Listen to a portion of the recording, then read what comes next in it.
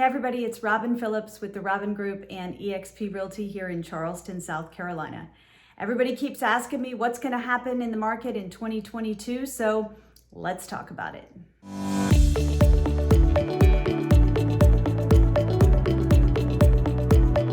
All right, y'all, so let's talk about it. What might happen in 2022 when it comes to real estate? So I've got a little cheat sheet here with a list of topics I want to cover.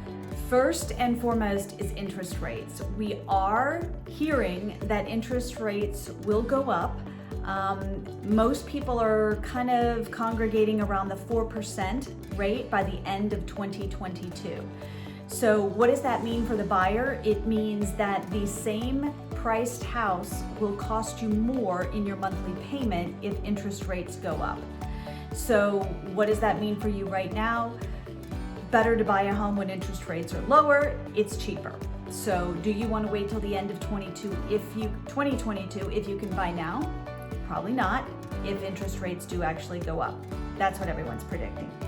Inflation, let's talk about inflation. So we're all seeing inflation happen already, right? So this is not a question mark, it's happening. What happens in real estate when we have inflation? In general, inflation causes the cost of materials to go up. So we do see in inflationary times housing prices to increase, right? We have extremely low inventory right now. That is not going to change in 2022. We are seeing some type of like this tiny little break where we don't have this extreme low inventory. And I just want to describe to you guys how bad this was right around May of this past year. A normal market has a six month selling time. That's considered a neutral market. In Charleston, we were in a strong seller's market prior to the pandemic. Okay, we normally sell about 20,000 homes a year here in Charleston. So you divide that in half, 6-month market, you're talking about 10,000 homes on the market on any given day would be a neutral market, not a buyer's market, not a seller's market. So prior to the pandemic, we were running about 6,000 homes on the market at any given time. Considered a good seller's market. I believe it was around May of this past year, we had 1,200 homes on the market. So you want to talk about a crazy market. I'm talking from like past Edisto, right? Past Kiowa, all the way up to Panopolis, all the way past McClellanville, and some of them were in out of area, right? Like Colleton County and, past Ridgeville, and 1,200 homes. That's every price point. That includes manufactured, mobile, single family, townhouse, condo, fractional, boat slips, 1,200. So insane seller's market. We're seeing that number creep up slowly. Are we anywhere near 5,000 homes where we were before the pandemic? No, and not even close to a neutral market.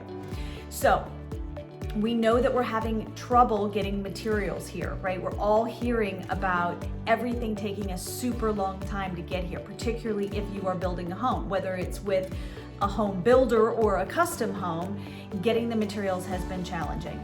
So that is not gonna loosen up, right?